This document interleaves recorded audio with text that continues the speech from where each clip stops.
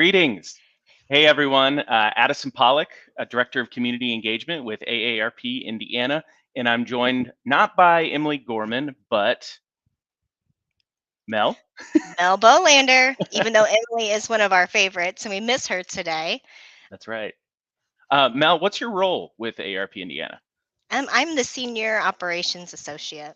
Awesome. Awesome. Thanks for being here and joining me for this very special announcement. As some of the folks out there in social media land may know, on June 28th, AARP announced the chosen grantees for the 2023 Community Challenge Grant. This is a big deal.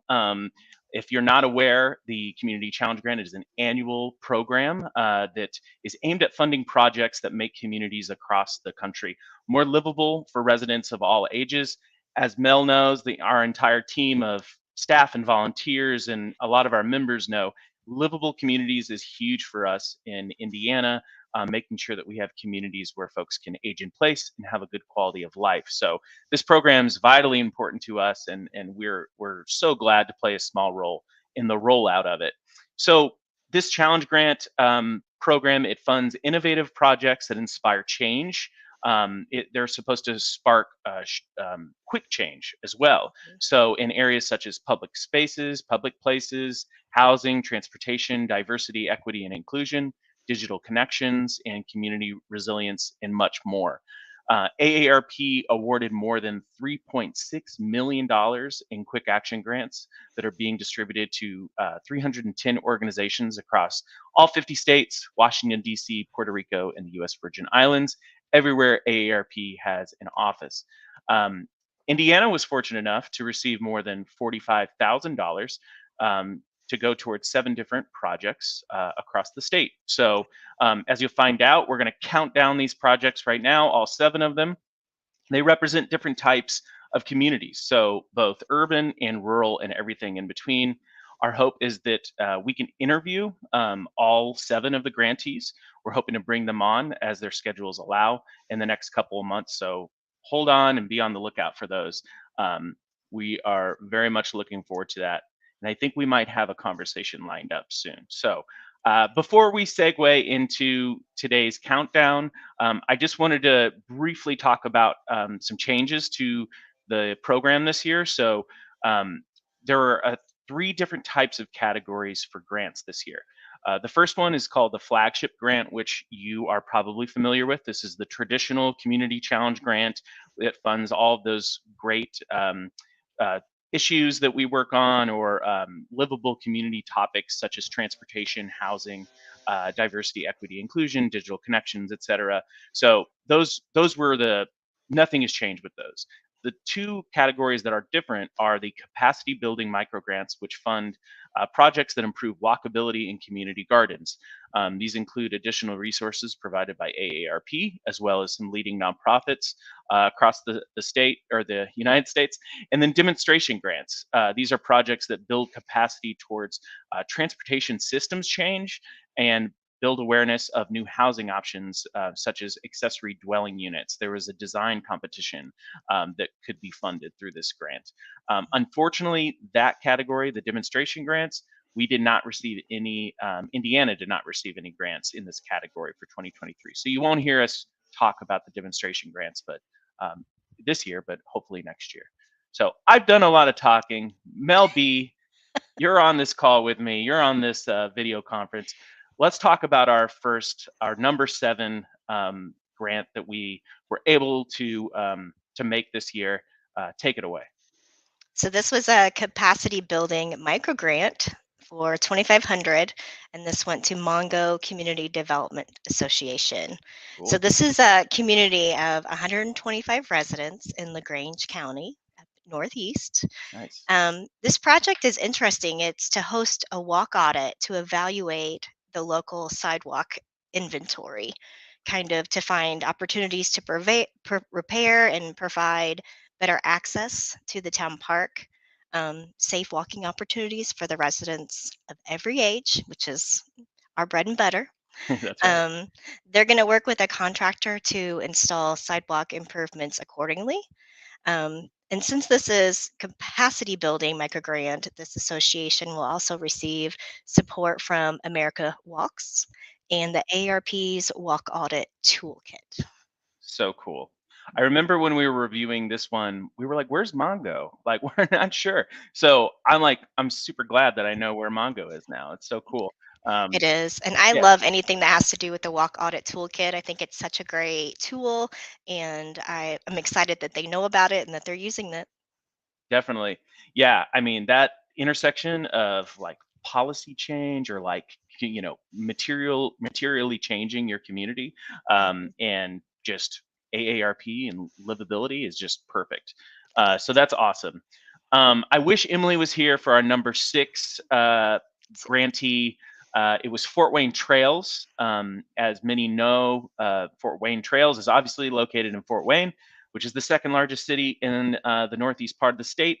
It's also one of our community presence sites. So we do a lot of work in Fort Wayne.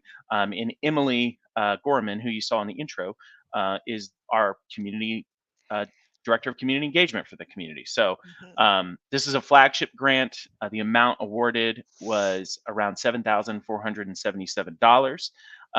The project actually is a really cool connection between our caregiving work and livable communities. So this was going to Stillwater, or actually um, building out the campus of Stillwater Hospice, which Mhm. is a place for comfort and healing.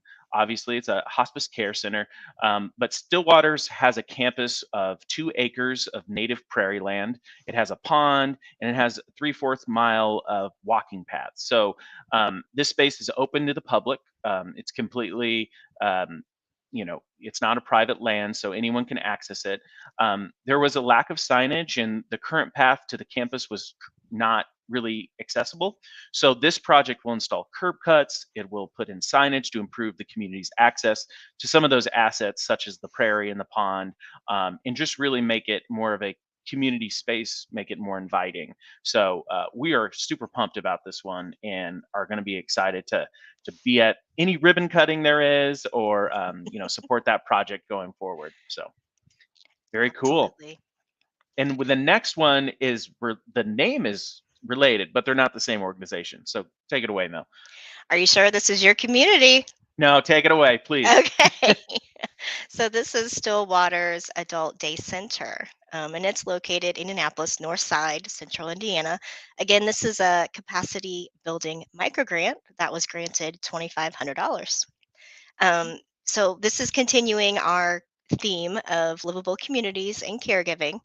Um, so Stillwater's Adult Day Center, we had an interview with them before, um, during our series of like caregiver weeklies. Those videos ran in November. Is that correct? Yes. Of Yeah. last year? Okay. And we're hoping to bring that series back again. So hopefully there'll be a guest again. Their project is going to revitalize their garden and make it more inviting and accessible for people of all ages, to enjoy flowers. They've got herbs and vegetables growing. So that's going to be open to their community. Community members will be able to reserve plots and raise garden beds, which is so much nicer for people of all ages to be able to access. And it's going to just improve the garden's accessibility for older people and their caregivers.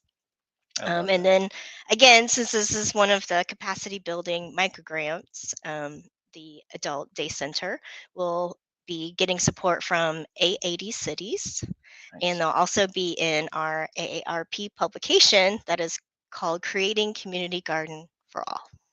That is so cool.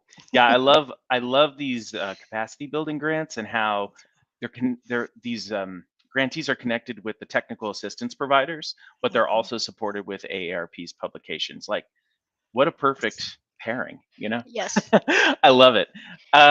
Super cool. Are we on? I've lost count already. I So think you're going with Grow yeah, Jasonville is yeah. next. So Yeah, yeah, go Southwest. Jasonville. That's what's up. So this one we were pumped about. I remember when we saw this application. So Mel and I served on the preliminary review committee, as well as Emily and a few others.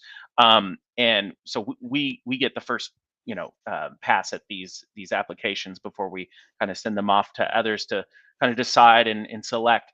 But we were so excited about Grow Jasonville Incorporated. Jasonville, for those who don't know, it's in the southwestern part of the state. It's in Greene County. Obviously, it's in Jasonville. They received a flagship grant for $10,000, which will fund a walkway, which will be equipped with ADA accessible benches, directional signage, lights, painted crosswalk to encourage residents 50 plus to use the nearby community gardens and connect with Jasonville's history. This is part of the Heritage Walkway. Which will be created around Heritage Block, which the goal of this is to really decrease isolation. So although it is a public space, as we're talking about a trail and connectivity, I think their goal was really to connect community members to each other, increase that social interaction, and especially for folks who are 50 plus. So this block that this is adjacent to has the Heritage Museum, which houses local artifacts. It has a gathering room for events such as art shows and things like that.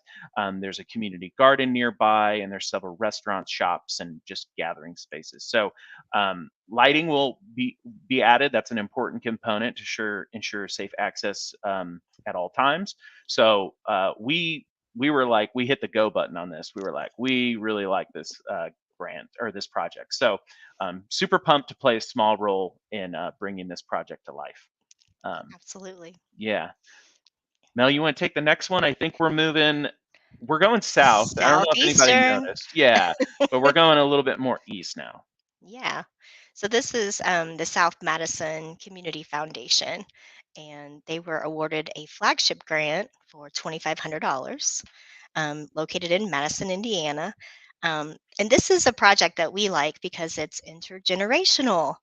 This project is going to develop a pocket park that will bring local school students and older adults together for storytelling and experience sharing events. It's going to add landscaping, some really nice sun canopies for shade, tables and chairs to the space to make it very warm and inviting. The new park will serve as a gathering space for residents and visitors of all ages and all physical abilities at any time of the day, which is very important. Students will develop story logs for in school publishing and eventually sharing with the larger community. My goodness, I love those types of projects that like Me too. they're intergenerational. Like Mhm, you've got a storytelling element to it. Like it's the physical community, it's the social community. mhm. Super cool. Mel, I don't want to take this next one because I know you were pretty pumped about this next one. So I you was. take it away, and I'll close out with our last one. I appreciate that. So this one was RSVP Volunteer Center, and this is just an expansion of a program that they already created that is incredibly successful. They got a flagship grant of 5,736, and this unique project is that the RSVP is a retired senior volunteer program, and they have created this project of bike sharing, and they want to expand this project by including um, older adults trikes, so Oh, like cool. mobility and just being able to have a basket to get items. It's going to enable them to access recreation, exercise, shopping, and also go to their medical providers in their community. The bikes are publicly available, and they're actually going to be located near an apartment complex that houses older adults and adults with disabilities. This fund will include 6 trike kits that include the trike, the helmet, a basket, lights, flags, locks, and also safety education material. And I just love that they're allowing them to have a physical aspect to be, keep to be able to get out into the community without having to try to, get an Uber or something like that if they don't have a car. Right. Yeah, for sure. So important. It goes back to what we were talking about before. It's just getting folks outside to Mhm. experience their community. So, In- Independence. independence, what better way to Independence. do that than walking and biking? I mean, Mm, that's why we're so jazzed on transportation and at AARP Absolutely. Indiana. We don't do a lot of our community impact work with like parks and spaces quite yet. I don't know, that might Mhm. be in the future, but we love to incorporate that into the community challenge grant program. So, or Absolutely. support that work at least. So, it's a good Parks segue. are Oh yeah, go ahead. parks are a great place for intergenerational activities, and that's the heart of the community usually. Absolutely. It's a great point. And speaking of like a really good public space, we're going down southwest to a city that I know fairly well as being. We talked about how Emily is the community development or community director of community engagement. Sorry, I need more coffee. Director of community engagement for the Fort Wayne area. She also works in Gary. I work in Indianapolis, but also Evansville, which is where this next project is located. So this is obviously the third largest city in the state. We're talking about Wesselman Woods Nature Preserve. They received a flagship grant worth $15,000, and this will be used to build out a fully ADA accessible trail project, which aims to make the country's largest urban old growth forest fully accessible for individuals with limited mobility. Mhm. So I'm not sure if you caught that, but Wesselman Woods Nature Preserve in Evansville is the oldest urban old growth, the largest urban old growth forest in the entire country. So to be able to support this work and this community asset is super cool and important. It's So in our state. it's in our state, so It's in check our it out. state. Check it Yeah, out. and hit up all the others while you're making your way. Absolutely. So AARP funds will complete part of the first phase of this project. So it's a two-step project, rerouting a trail around a steep hill. So obviously you can't. There are limitations with the topography to make it fully accessible, so they're going to have to do some workarounds. So super cool that we're able to play a small part, but provide that access to every member of the community. So Absolutely. yeah, Mel, did you want to make offer any other editorial comments on this one? No, it's just a really cool project. Yeah, super cool. Um, we will be conducting an interview with the development director with Wesselman Woods Nature Preserve. So I kind of buried the lead there at the top where I was saying that we want to interview every single grantee. Well, guess what? We have one lined up. We're going to be interviewing Jerry Raredon. He is the development director with Wesselman Woods. He's going to take us on a tour and show us a little bit of the preserve. So that'll be really cool. So stay tuned for that interview next week. Um, just wanted to say thank you for joining us. This has been really great. This is the first time Mel and I have been on camera to do a live announcement, so this was cool, and we appreciate you tuning in. For more information on AARP Indiana, you can go to aarp.org/in. That's our state website. Um, we appreciate it. Please be on the lookout for future community challenge grant programs in the future. Remember, this is an annual grant program, and it's just such a powerful tool to increase livability in our Hoosier community. So be on the lookout for that, and we will see you soon. Thanks.